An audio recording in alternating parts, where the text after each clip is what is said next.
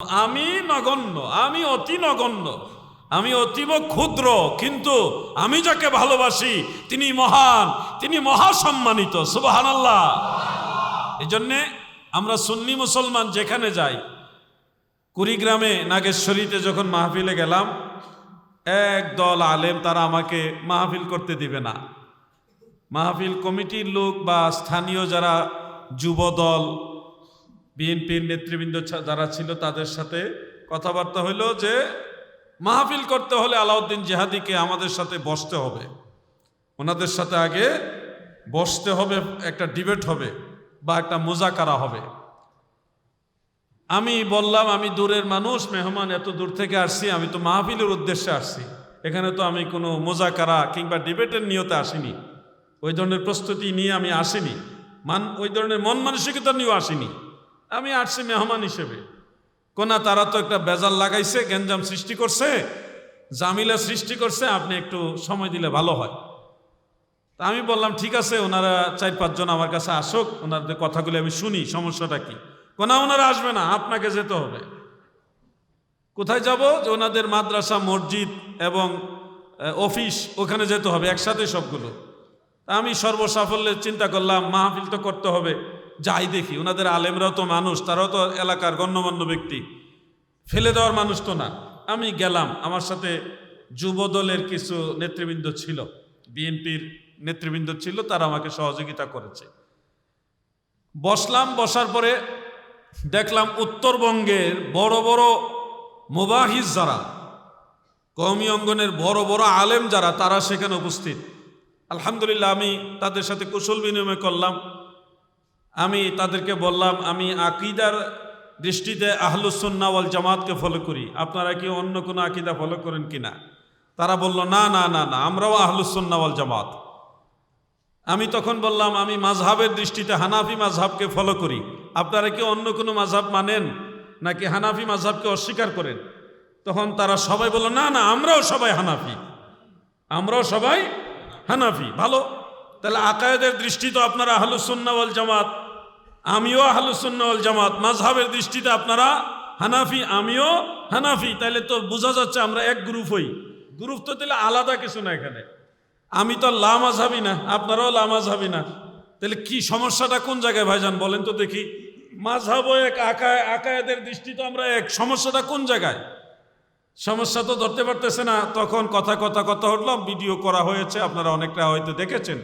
এক পর্যায়ে কথা উঠলো মিলাদ কিয়াম নিয়া, আপনারা মিলাদ পড়েন, কিয়াম করেন কেন, এটা কি, কিসের ভিত্তিতে, এটা কি মনে করেন, ইত্যাদি ইত্যাদি অনেক কথা আসলো।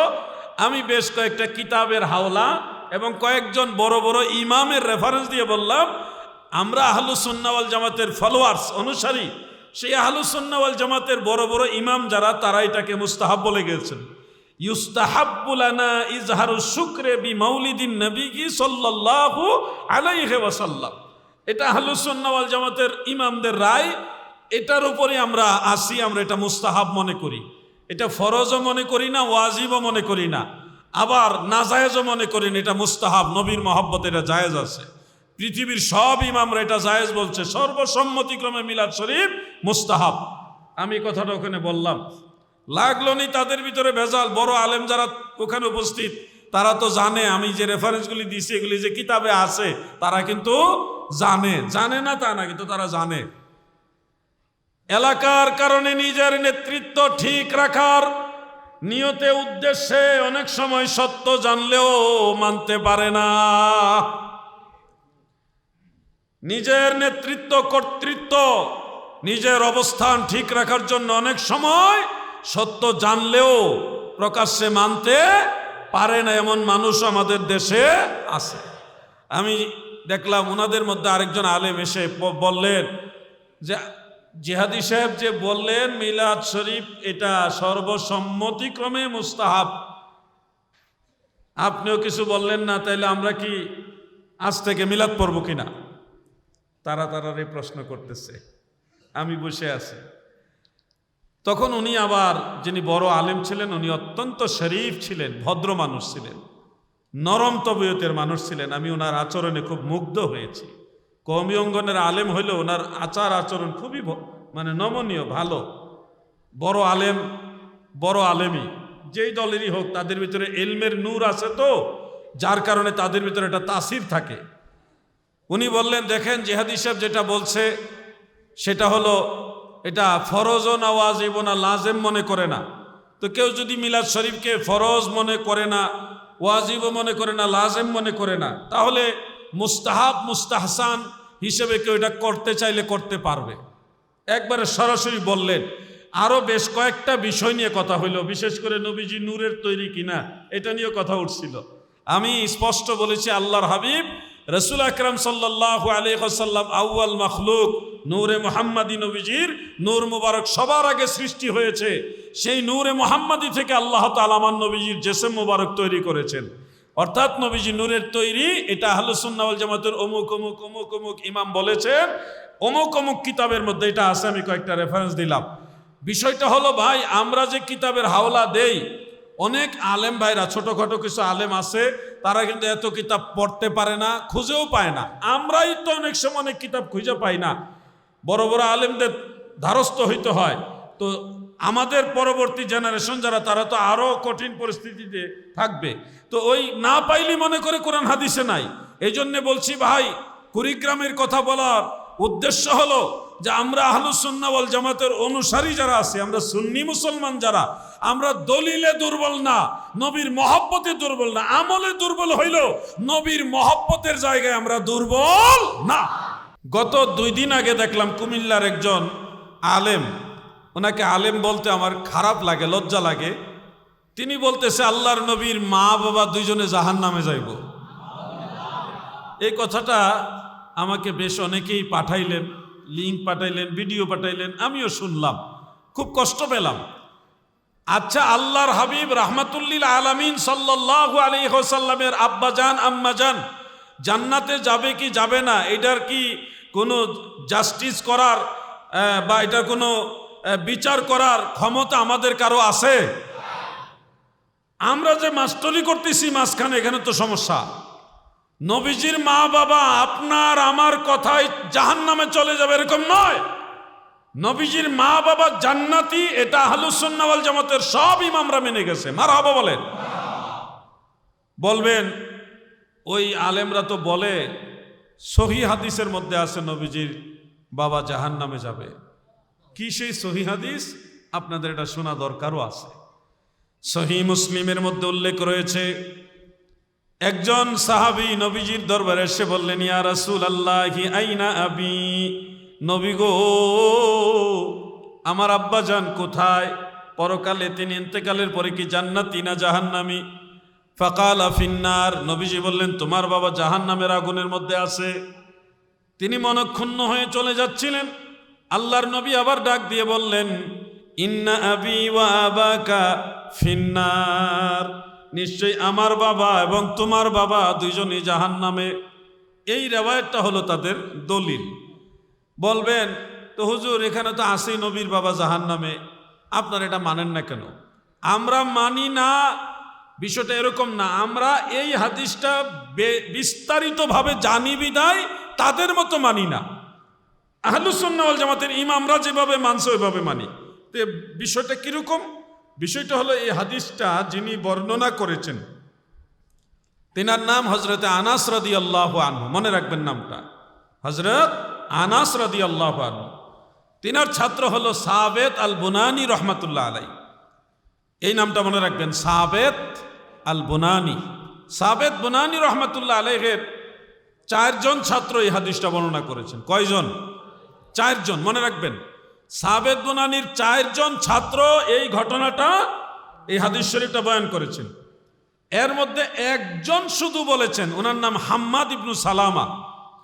এই হাম্মাদ তিনি শুধু বলছেন যে নবীর বাবা জাহান্নামে। কিন্তু সাবেত বুনানির আরো 3 জন ছাত্র আছে, ইমাম জুহরি, মা'মার ইবনু রাশাদ সহ আরেকজন, আরো 3 জন ছাত্র আছে। ওনারা এই একই ঘটনা, একই হাদিস বয়ান করেছে, কিন্তু নবীর বাবা জাহান্নামে এই কথা বলেননি। ওনারা বলেছেন ওই লোক যখন জিজ্ঞাসা করেছে, ইয়া রাসূলুল্লাহ আমার বাবা কোথায়? নবীজি বলছে তোমার বাবা জাহান্নামের আগুনে আছে। চলে গেছেন মন খারাপ করে। নবীজি ডেকে এনে বলেছেন, ইজা মারারতুম আলা কবরি কাফিরিন ফাবাশশিরহু বিন্নার, তোমরা যখন কোনো কাফেরের কবরের পাশ দিয়ে যাবে তখন তাকে জাহান্নামের সুসংবাদ দিবে।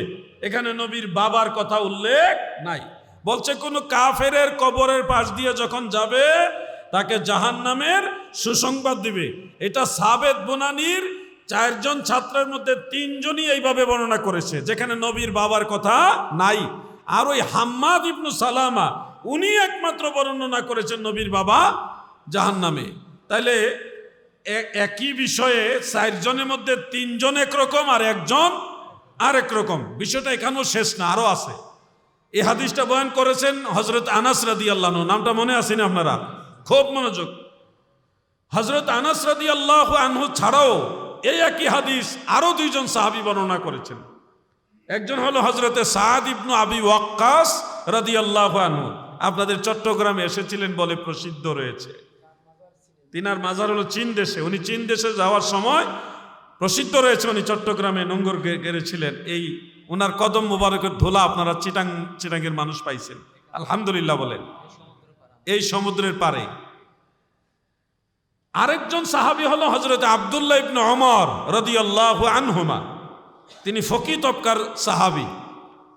এই 2 জন সাহাবীর 2টা রিওয়ায়াত মুসনাদু বাজ্জার এবং সুনান ইবনু মাজা, সিহাসিত্তার কিতাব দ্বিতীয়টা, এই 2 কিতাবের মধ্যে আছে বিশুদ্ধ সনদে। সেখানেও ঘটনাটা এইভাবে আছে, একজন সাহাবী এসে বললেন, ইয়া রাসূলুল্লাহ আইনা আবি ফাকালা ফিন্নার, ওগো নবী আমার বাবা কোথায় আছে? নবীজি বললেন, তোমার বাবা জাহান্নামের আগুনে আছে। সে চলে যাচ্ছিল, দয়াল নবীজি আবার ডেকে এনে বললেন, ইজা মারারতুম আলা কবরি মুশরিকিন ফাবাশশিরহু বিন্নার, যখন তুমি কোনো মুশরিকের কবরের পাশ দিয়ে যাবে তখন তাকে জাহান্নামের সুসংবাদ দিবে। কথাটা খেয়াল করবেন। হযরত সাদ ইবনে আবি ওয়াক্কাস এবং হযরত আব্দুল্লাহ ইবনে ওমর ওনারা 2 জনে বর্ণনা করেছেন একই ঘটনা, যেখানে নবীর বাবা জাহান্নামে এই কথা নাই। হযরত আনাস রাদিয়াল্লাহু আনহু থেকে হযরত সাবেত আল বুনানি এটা বর্ণনা করেছেন। সাবেত বুনানির 4 জন ছাত্রের মধ্যে শুধুমাত্র 1 জন বলছে নবীর বাবা জাহান্নাম, আর 3 জনই নবীর বাবার কথা বলে নাই। এই 3 জনের বর্ণনা আবার অন্য 2 জন সাহাবীর বর্ণনার সাথে মিল। একজনেরটা ওই সাহাবীদের সাথেও মিল নাই, তার ক্লাসমেটদের সাথেও মিল নাই। তাহলে এই যে একটা বিষয়, হাদিসের উসুল মোতাবেক হাম্মাদ ইবনু সালামার এই অতিরিক্ত অংশটা ইন্না আবি, এটাকে বলা হয় মুদরাজ। এটাকে কি বলা হয়? মুদরাজ। মুদরাজ মানে রাবি ইচ্ছাই হোক অনিচ্ছাই হোক বেখেয়াল বশত হোক তিনি এই অংশটা অতিরিক্ত বর্ণনা করেছেন নিজের থেকে, এটা হাদিসের মূল অংশ না, এটাকে বলা হয় এদরাজ। এই মুদরাজ কখনোই উসুলে হাদিসের মানদণ্ডের দলিল হয় না, এটা হুজ্জত হবে না, হয় না। আমরা এই সবগুলো হাদিস পড়েছি, সবগুলি সনদ নিয়ে তাহকিক করেছি, আসমাউর রিজালের আলোকে দেখেছি হাম্মাদ ইবনু সালামা উনি রাবি হিসেবে সেকা বিশ্বস্ত, কিন্তু উনি হাদিস বয়ান করার সময় অনেক ভুল করতেন, লাহু কাসীরুল আওহাম, এবং শেষ বয়সে ওনার স্মৃতিও দুর্বল হয়ে গেছিলেন। উনি যখন হাদিস বয়ান করতেন, উনি হাদিস বয়ান করার সময় ভুল করতেন। তো উনি যে ভুল করতেন এটার প্রমাণ হলো 2 সাহাবীর বর্ণনার সাথে ওনার মিল নাই, এবং ওনার ক্লাসমেট 3 জনের সাথে ওনার কথার মিল নাই। তো এখানে বুঝাই যাচ্ছে বর্ণনার মধ্যে কোনো ঝামেলা আছে। এই জন্যে উসুলে হাদিসের মানদণ্ডে ওই মুসলিম শরীফের হাদিসটা ইন্না আবি এই কথাটা দলিল হবে না, হুজ্জত হবে না। আর ওই কারণে আহলুস সুন্নাহ ওয়াল জামাতের ইমামরা সবাই বলেছে নবীর বাবা জাহান্নামী বলা যাবে না, নবীর মা জাহান্নামী বলা যাবে না, বরং নবীর মা বাবা 2 জনই জান্নাতি। সুবহানাল্লাহ বলেন। ইমামুল হারামাইন মোল্লা আলী কারি রহমাতুল্লাহ আলাইহি তিনি একটা রিসালা লিখেছেন, ছোট্ট একটা কিতাব লিখছিলেন, নবীর মা বাবা কুফরির উপরে মারা গেছে এই ব্যাপারে। ইমামুল্লাহ আলী কারি রহমতুল্লাহ এটা লিখছিলেন, আমার কাছে সেই রেসালাটা আছে, আমি সেটা পড়ছি, আগাগোড়া আদ্যপন্ত টোটালি পড়ছি। মারাত্মকভাবে উনি লিখছেন। লেখার পরে উনি শুধু স্বপ্নে দেখে একটা পাহাড়ে উঠতেছে, আবার উনি ওখান থেকে পড়ে যায়, উঠতে পারে না পাহাড়ের উপরে, দেয়াল ভাঙ্গা পড়ে যায়, এই শুধু এই ধরনের স্বপ্ন দেখতেছে। স্বপ্ন দেখে ওনার উস্তাদের কাছে ইমাম ইবনে হাজার মক্কি রহমতুল্লাহ আলাইহির কাছে গেলেন, গিয়া বললেন, হে আমার শায়েখ উস্তাদ, আমি তো এই স্বপ্ন দেখতেছি, আমি পাহাড়ে উঠি, ওই পাথর মতোর ভাইঙ্গা আমি আবার নিচে পড়ে যাই। ঘটনা কি আমি এই স্বপ্নের তাবির বুঝতেছি না। উস্তাদ তখন বলল, তুমি কি এমন কোনো কিছু লিখছো যে লিখাদার আল্লাহর নবী বা আল্লাহ তাআলা কষ্ট পাইছে? তখন মোল্লা আলী কারি অনেকক্ষণ চিন্তা করে বললেন, হুজুর ইদানিং আমি একটা ছোট রেসালা লিখছি, বই লিখছি, নবীর মা বাবা ইমানের উপরে মারা যায়নি, কুফুরের উপরে মারা গেছে, এই ধরনের। তখন ইবনে হাজার মক্কি রহমতুল্লাহ আলাইহি বললেন, তুমি তাড়াতাড়ি এই ফতোয়া উদ্ধার করো, রুজু করো, অন্যথায় আল্লাহর হাবিব তোমার উপরে গুসা হবে। তখন তিনি শরহে শিফা লিখলেন, শিফা শরীফের শরহ শিফা, ওইটার মধ্যে উনি লিখে দিয়েছেন নবীজির মা বাবা জান্নাতি নাকি জাহান্নামী এই ব্যাপারে অনেক বক্তব্য আছে, কিন্তু বিশুদ্ধ কথা হলো আমার নবীর মা বাবা দুজনেই ঈমানের উপরে মারা গেছে, তারা জান্নাতি। সুবহানাল্লাহ বলেন। উনি পর্যন্ত এই বিষয়টা ভাইনার স্পষ্ট করে দিয়েছেন। এই জন্য আমার ভাইয়েরা, কুমিল্লার সে আলেম ভাই, এরা তো মনে করেন ওই 2-4টা বই পড়ে লাভ মাইরা ওয়াজ করে ফেলে। ওয়াজ যে কত কঠিন জিনিস এটা মুহাক্কিক আলেম যারা তারা বুঝতে পারে। আমরা সে আলেমদের জুতা টানার সৌভাগ্য হয়েছে, বড় বড় মুহাক্কিক আলেম যারা তাদের ব্যাগ টানার সৌভাগ্য হয়েছে, যার কারণে হুটহাট করে কিছু বলি না, কোনো বিষয় না জানা থাকলে ওনাদের কাছে জিজ্ঞাসা করি। কারণ আল্লাহ তাআলার বিধান আছে যে ফাসআলু আহলা যিকরি ইন কুনতুম লা তা'লামুন, যদি তোমরা কোনো বিষয় না জানো তাহলে যারা জানে তাদেরকে জিজ্ঞাসা করো। এই জন্যে তাড়াহুড়া করে কোনো কথা বলা ঠিক না, বরং গবেষণা করে মুহাক্কিক আলেমদের পরামর্শ নিয়ে কথা বলা উচিত। কথা ঠিক কিনা ভাই? আমি আপনাদের যে কথাগুলি বলছি এগুলি কি আপনাদের প্রয়োজন হতে পারে নাকি? প্রয়োজন হবে না? হবে ইনশাআল্লাহ। কারণ ফিতনার যুগ, অনেক ফিতনা। আমাকে অনেকে বলছে আপনি লাইভে আসেন, তা আমি তো থাকি কিতাব নিয়ে। এই অবসর সময়টা আমি কিতাবাদি লিখি, বিভিন্ন সাবজেক্টে বিষয়ভিত্তিক গবেষণা করি। এখন লাইভ নিয়ে পড়ে থাকলে তো আর আমার ওই কাজ হবে না, ওই কাজ করার সময় আছে অনেক, কিন্তু লেখালেখি করতে হবে। ওয়াজ আজকে যা করতেছি সকাল পর্যন্ত এগুলি অনেকের মনে থাকবে না, কিন্তু যেটা লিখে যাচ্ছি যতদিন এই বই পুস্তক থাকবে ততদিন এটা থাকবে, ওটা স্থায়ী খেদমত। আর ওয়াজ নসিহত হলো অস্থায়ী খেদমত। এই যে আমি আপনাদেরকে নবীজির পিতামাতার বিষয়টা তুলে ধরে বোঝালাম, বলেন তো দেখি এই বিষয়টা লামাযহাবির আমরা যে তথ্যগুলি তুলে ধরলাম, বিভিন্ন সাহাবী তাবিঈ এবং উসুলে হাদিসের মানদণ্ড, এগুলি কি এই ওয়াহাবি খয়রাতি মোল্লারা জানে? খাপলামাইরা ধরলে দেখবেন কিচ্ছু জানে না, শুধু জানে কি মিলাদ পড়া বিদআত, কিয়াম করা যাবে না, ফরজ নামাজের মুনাজাত করা যাবে না, জানাজার পরে দোয়া করা যাবে না, বিদআত। সুন্নিদের বিরোধিতা করতে জানে, কিন্তু দলিলের বেলায় সুন্নিদের সাথে মোকাবেলা করার হিম্মত নাই। ঠিক কিনা বলেন? আল্লাহর হাবিব রাসূল পাক সাল্লাল্লাহু আলাইহি ওয়াসাল্লামের আব্বাজান আম্মাজান দুইজনই আমার নবীজির নবুয়ত প্রচারের জমানা পায় নাই। নবীজির নবুয়ত প্রচারের যে যুগ সময়কাল, এটা নবীজির মা বাবা দুইজনের কেউ পায়নি। বরং আপনারা জানেন নবীজি দুনিয়াতে শুভাগমন করার আগেই নবীজির আব্বাজান ইন্তেকাল হয়ে গেছে। ওই না আরব দেশে আইলেন মানব বেশে, কোন সাধনে পাইল আব্দুল্লাহ গো নবীজি, কোন সাধনে পাইব তোমায়। এই গজলগুলো আগের দিনের আলেমরা মুরব্বীরা গাইতো। নবীজির আব্বাজান নবীজি দুনিয়াতে শুভাগমন করার আগে ইন্তেকাল হয়ে গেছে, নবুয়ত প্রচারের জমানা তো পাইনি। নবীজির আম্মাজান নবীজির শিশুকালে বাল্যকালেই নবীজির আম্মাজান ইন্তেকাল হয়ে গেছে, নবুয়ত প্রচারের জমানা পায়নি। তাহলে এটা নিশ্চিত যেই সময়কাল থেকে নবীজির নবুয়ত প্রচার শুরু হয়েছে, ওই সময়ের ভিতরে যারা ঈমান আনছে তারাই তো সাহাবী হবে, মুমিন হবে। কিন্তু এর আগে যারা ইন্তেকাল হয়ে গেছে তারা তো নবুয়ত প্রচারের জমানা পায়নি, তারা তো সাহাবী হওয়ার মুমিন হওয়ার কোনো চান্স নাই। তাহলে ওই মানুষগুলির ইন্তেকালটা কোন হালতে হয়েছে? মনে রাখবেন, ওই মানুষগুলির ইন্তেকাল হয়েছে ফিতরাতের উপরে। ফিতরাত মানে হলো আল মুস্তাদরাক আলা সাহিহাইনের মধ্যে উল্লেখ আছে, যারা নবুয়ত প্রচারের জমানা পায়নি, এর আগেই ইন্তেকাল হয়ে গেছে। যেমন ঈসা আলাইহিস সালাম এবং আমাদের নবীর মাঝখানে কোনো নবী নাই। ঈসা নবীর পরে আমাদের নবীর আগে কোনো নবী নাই। তো ঈসা আলাইহিস সালামের আসমানে চলে যাওয়ার পরের থেকে নবীজি দুনিয়াতে আসার আগ পর্যন্ত এই সময়টাকে বলা হয় ফিতরাতের সময়। এই সময় কোনো নবী নাই, নবী ছিল না, কোনো নবীর স্পেশালি দাওয়াত আল্লাহর তরফ থেকে ছিল না।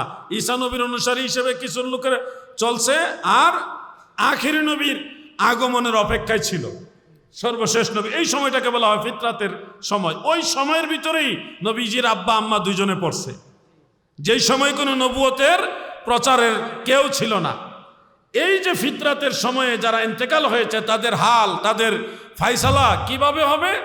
মুস্তাদরিকে হাকিমের মধ্যে উল্লেখ, ময়দানে মাহশারে মহান আল্লাহ তাআলা এক বিশাল অগ্নিকুণ্ডলী করবেন, আগুন সাজিয়ে ওই ফিতরাতের সময় যারা মারা গেছে তাদেরকে বলবে তোমরা আগুনে ঝাঁপ দাও। তখন ওই মানুষগুলির মধ্যে দুইটা গ্রুপ হবে, এক গ্রুপ আগুনে ঝাঁপ দিবে, আরেক গ্রুপ আগুনে ঝাঁপ দিবে না। যারা আগুনে ঝাঁপ দিবে তারা ঝাঁপ দেওয়ার পরেই দেখবে আগুনের ভিতরে আগুন না রে, আগুনের ভিতরে হলো জান্নাতের বাগান। কোন ইবারদা ওয়া সালামান আলা ইব্রাহিম। ইব্রাহিম আলাইহিস সালাম আগুনে যেভাবে শান্তিতে ছিল, আরামদায়ক অবস্থানে ছিল, এরকম আরামদায়ক অবস্থা হলো ওই আগুনের ভিতরে। এখন যারা ঝাঁপ দিয়েছে তারা তো আল্লাহর আদেশ মেনে জান্নাতের বাগানে চলে গেছে, কিন্তু যারা ঝাঁপ দেয়নি তাদেরকে আল্লাহ বলবে তোমরা ঝাঁপ দাও না কেন? তারা বলবে আল্লাহ জেনে শুনে সুস্থ জ্ঞানে কিভাবে আমরা আগুনে ঝাঁপ দিব? আগুনে ঝাঁপ দিবে তো দেওয়াটা তো এটা সুস্থ মানুষের কাজ না, আমরা আগুনে ঝাঁপ দিব কেন? এটা তো আগুন। আল্লাহ তাআলা তখন বলবে তোমরা জাহান্নামে যাও। কেন আল্লাহ, আমরা তো বুদ্ধিমানের পরিচয় দিলাম, আগুনে ঝাঁপ দিলাম না, আমরা বুদ্ধিমান জ্ঞানীর পরিচয় দিলাম, আমরা কেন জাহান্নামে যাব? আল্লাহ তাআলা তখন বলবেন আমি আল্লাহ, আমি মহাপরাক্রমশালী সৃষ্টিকর্তা আল্লাহ তাআলা, আমি নিজে তোমাদের আদেশ করেছি এটা করো। আমার সরাসরি আদেশ, এটা কোনো নবীর মাধ্যমে আদেশ দেয়নি, কোনো রসুলের মাধ্যমে আদেশ দেয়নি, কোনো আসমানি কিতাবের মাধ্যমে আদেশ দেয়নি, কোনো ফেরেশতার মাধ্যমে আদেশ দেয়নি, আদেশ দিয়েছে আমি স্বয়ং নিজে। তারপরেও তোমরা এই আদেশের ভালো মন্দ বিচার করছো, আমার আদেশ অমান্য করেছো। এই জন্যে প্রমাণিত হয়েছে দুনিয়াতে যদি আমার কোনো নবী রসুলের মাধ্যমে আমার নির্দেশ তোমাদের কাছে যাইতো, তোমরা আমার নির্দেশ অমান্য করতা। সরাসরি যেহেতু অমান্য করছো, মাধ্যমে গেলেও অমান্য করতা। এই জন্য তোমরা আমার অবাধ্য বান্দা, অবাধ্য বান্দা হিসেবে তোমরা জাহান্নামে যাইবা। এই দুইটা ক্লাস হবে। এখন আপনাদের কাছে আমার একটা প্রশ্ন, আপনারা আমার প্রশ্নের উত্তরটা দিবেন ধর্মীয় জ্ঞান যতটুকু জানা আছে সেই আলোকে। নবীজির আব্বাজান আম্মাজান ওনারা দুইজন আল্লাহ তাআলার আদেশ মানার দলে থাকবেন না না মানার দলে থাকবেন? মানার দলে থাকবেন। কেমনে বুঝলাম? নবীজির আব্বাজান আব্দুল্লাহ, নামের অর্থ কি? আব্দুল্লাহ মানে আল্লাহর বান্দা। নবীজির আব্বার নামের অর্থ হলো আল্লাহর বান্দা, নামের মধ্যেই কেমন যেন আল্লাহর সাথে সম্পর্ক। দ্বিতীয়ত, ওনার জীবনে কোনোদিন কোনো শিরকের কাজে, মূর্তি পূজার কাজে শরিক হয়েছে, অংশগ্রহণ করেছে, এই ধরনের কোনো প্রমাণ নাই। তৃতীয়ত, উনি যখন অবিবাহিত ছিলেন, বিভিন্ন কিতাবে আমি এগুলি পেয়েছি, তখন আরবের সুন্দরী রূপসী নারীরা নবীজির পিতা আব্দুল্লাহর কপালে নূরে মোহাম্মদী দেখে ওনার প্রতি একটু আলাদাভাবে লালায়িত হয়ে বিবাহের প্রস্তাব দিয়েছিল, বলেছিল তুমি আমাকে বিবাহ করো, করলে আমার যত সম্পদ সব তোমাকে দিয়ে দিব। অনেক সুন্দরী রূপসী নারীরা নবীজির আব্বাজানকে বিবাহের প্রস্তাব দিয়েছেন, অনেক পার্সোনাল টাইম পাস করার জন্য অনেকভাবে প্রস্তাব দিয়েছেন, যেটাকে আমরা কুপ্রস্তাব বলি। এই ধরনের অপশনও ছিল, কিন্তু নবীজির আব্বাজান কারো কোনো প্রস্তাব, সুপ্রস্তাব, কুপ্রস্তাব কোনোটাই গ্রহণ করেন নাই, বরং ওই সময়ে ইব্রাহিম নবীর শরীয়ত মোতাবেক বিবাহ হইতো। ইব্রাহিম নবীর শরীয়ত মক্কা নগরীতে তখনও চালু ছিল বিবাহ শাদীর ক্ষেত্রে। তো ওই ইব্রাহিম আলাইহিস সালামের শরীয়ত মোতাবেক নবীজির আব্বাজান নবীজির আম্মা হযরতে আমেনা রাদিয়াল্লাহু তাআলা আনহাকে বিয়ে করছেন। বৈধ বিবাহের মাধ্যমে ওনার সাথে মিলিত হয়েছেন, তারপরেও কোনো নারীর সাথে অবৈধ মেলামেশা করেননি। এ থেকে প্রমাণিত হয় নবীজির আব্বাজান তিনি একজন ক্ষুধা ভীরু মানুষ ছিলেন, সৃষ্টিকর্তাকে ভয় পাইতেন, অনৈতিক কাজ করতেন না। কথাটা কি বুঝতে পারছেন না আপনারা ভাই আমার? অতএব এখানেও বোঝা যায় নবীজির আব্বাজান তিনি বড় ভালো মানুষ ছিলেন, সৎ চরিত্রের মানুষ ছিলেন, উত্তম চরিত্রের মানুষ ছিলেন, তিনি বড় খোদা ভীরু ছিলেন। এই জন্যে আখেরাতেও আল্লাহ যখন আদেশ দিবে তিনি মহান আল্লাহর আদেশ মানবেন। এখান থেকে আমরা আইডিয়া করছি, ধরে নিয়েছি নবীজির আম্মা জান আমেনা বিনতে ওয়াহাব তিনি কেমন ছিলেন গো? তিনার জিন্দেগিতে কোনোদিন কোনো শিরকের কাজে, কোনো কুফরের কাজে অংশগ্রহণ করেছেন এই ধরনের কোনো প্রমাণ নাই। এবং তিনি এমন রূপসী নারী ছিলেন, এমন একজন সর্বোত্তম নারী যারা তাদের মধ্যে একজন ছিলেন, যার গর্ভে যখন নবীজি এসেছেন হযরত জিবরিল আমিন আলাইহিস সালাম স্বপ্নে যুগে আয়েশা আমেনাকে বলছে, হে আমেনা তুমি রাহমাতুল আলামিন, জগতের সবার রহমত, সবকিছুর রহমত যিনি, তিনাকে তুমি ধারণ করেছো, তিনি জন্ম হইলে তার নাম রাখবা মুহাম্মদ। সুবহানাল্লাহ বলেন। আমি খুতবার মধ্যে একটা অংশ পড়েছিলাম, আল্লাযী ইউহমাদু হামদুন হামদান বাদা হামদিন। এটার অর্থ হলো মুহাম্মদ শব্দের অর্থই হলো আল্লাযী ইউহমাদু হামদান বাদা হামদিন। এটা হলো মুহাম্মদ নামের আরবি অর্থ। মুহাম্মদ মানে হাম্মাদা ইউহাম্মিদু তাহমিদান ফাহুয়া মুহাম্মিদুন, ওয়া হুম্মিদা ইউহাম্মাদু তাহমিদান ফাহুয়া মুহাম্মাদুন। এই মুহাম্মদ শব্দের বাংলা অর্থ হলো প্রশংসিত, আর আরবিতে অর্থ হলো আল্লাযী ইউহমাদু, যার প্রশংসা করা হয় কোনো নির্দিষ্ট সময়ে না, মজহুলের সিগা, যার প্রশংসা করা হয়, প্রশংসা হামদান বাদা হামদিন, যার প্রশংসা করা হয়, প্রশংসা, প্রশংসার পরেও যার প্রশংসা করা হয় তাকে বলা হয় মুহাম্মদ। আর সেই নাম জিবরিলের মাধ্যমে নবীজি দুনিয়াতে আসার আগেই আল্লাহ নিজে রাখছে। সুবহানাল্লাহ বলেন।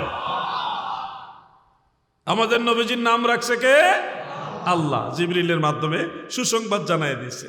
সেই মা আমেনার সেবা করার জন্য এসেছে জান্নাতি 4 জন রমণী, কোনো কোনো বর্ণনা আছে 3 জন রমণী। জান্নাতি 4 জন রমণী, বিবি হাওয়া আলাইহাস সালাম একজন, আদম আলাইহিস সালামের স্ত্রী হযরতে হাওয়া আলাইহাস সালাম, তিনি আসছে মা আমেনার সেবা করার জন্য। সুবহানাল্লাহ। চিন্তা করা যায়, কল্পনা করা যায়? হযরত ইব্রাহিম আলাইহিস সালামের স্ত্রী হযরতে সারা আলাইহাস সালাম, হযরত ঈসা আলাইহিস সালামের মা হযরতে মারইয়াম আলাইহাস সালাম, এমন দামি দামি নারীরা এসছে কি মা আমেনার সেবা করার জন্য। সুবহানাল্লাহ বলেন। কোন সাধনে পাইল আমেনা গো নবীজি, কোন সাধনে পাইব তোমায়? বনের যত পশু ভক্তি করত নূর চরণ, পাখি এসে বাতাস দিত গায় গো নবীজি, কোন সাধনে পাইব তোমায়? এমন দামি রমণী যার সেবা করার জন্য আদম নবীর স্ত্রী আসে, যার সেবা করার জন্য ঈসা নবীর মা আসে, ইব্রাহিম নবীর স্ত্রী আসে, এমন দামি দামি নারীরা যার সেবা করতে আসে, নিঃসন্দেহে তিনি আমার আল্লাহর মায়ার বান্দি। ঠিক কিনা? আমার আল্লাহ যদি তাকে মহব্বত না করতো, ভালো না বাসতো, তিনি যদি আল্লাহর প্রতি খুশি না হইতো, আল্লাহ যদি তার প্রতি খুশি না হইতো, এত বড় সৌভাগ্য নসিব হইতো না। এখান থেকে আমরা বিশ্বাস করতে পারি হাসর ময়দানে আমার আল্লাহ যাদেরকে আদেশ দিবেন তোমরা এটা করো, সাথে সাথে নবীর মা বাবা সেটা করবেন, সেটা মানবেন। অতএব ফিতরাতের হাদিসের আলোকে, মুস্তাদরেকে হাকিমের ওই রিওয়ায়াতের আলোকে আমার নবীর মা বাবা দুজনেই জান্নাতি। সুবহানাল্লাহ। আরেকটা খুশির খবর হলো, সেই খুশির খবর আশা করি আপনারাও খুশি হবেন। আমাদের প্রিয় নবী রাসূল পাক সাল্লাল্লাহু আলাইহি ওয়াসাল্লামের আম্মা জানের কবর জিয়ারত করার জন্য একদিন নবীজি গেলেন। যাওয়ার সময় নবীজির চেহারা মলিন, একটু চিন্তিত। জিয়ারত শেষ করে যখন বাড়িতে আসলেন, হযরত আয়েশা সিদ্দিকা রাদিয়াল্লাহু তাআলা আনহা বলেন, আমি তাকিয়ে দেখি তখন নবীজির চেহারা বড় খুশি, খুব আনন্দিত। একটা ভালো সুখবর পাইলে মানুষের মনটা খুব আনন্দিত থাকে না, কেমন যেন একটা আনন্দ আনন্দ। নবীজি খুব খুশি ওই দিন। আম্মা জান আয়েশা রাদিয়াল্লাহু তাআলা আনহা বলতেছেন, ইয়া রাসূলুল্লাহ, কিসে আপনাকে এত খুশি করলো? কিসে আপনাকে এত খুশি করলো? যাওয়ার সময় চেহারা মুবারক মলিন ছিল, এখন আপনি খুবই আনন্দিত, খুবই খুশি। নবী গো, কি কারণে আপনি এত খুশি হলেন? আল্লাহর নবী বলেন, আয়েশা গো, আমি আমার মায়ের কবর জিয়ারতে গিয়েছিলাম। জিয়ারত করেছেন নবীজির মা বাবা, মায়ের কবর জিয়ারত করলেন। আয়েশা, এক পর্যায়ে আমি আমার মাওলার দরবারে দোয়া করেছি, আল্লাহ আমার মা বাবাকে আমার সামনে জীবিত করে দেন। আমার আল্লাহ আমার দোয়া কবুল করেছে। আমার মা বাবা দুইজনকে আল্লাহ আমার কাছে জীবিত করে তুলে ধরেছে। আমি নিজে আমার মা বাবাকে কালেমা পড়াইছি। সুবহানাল্লাহ। আমি নিজে আমার মা আমার বাবা দুইজনকে কালেমা পড়াইছি। অতঃপর আবার দোয়া করেছি, আল্লাহ আমার মা বাবাকে যত স্থানে নিয়ে যান। আমার আল্লাহ আমার সেই দোয়াও কবুল করেছে। তেনারা ইমানদার হয়ে পুনরায় কবরস্থানে চলে গেছে।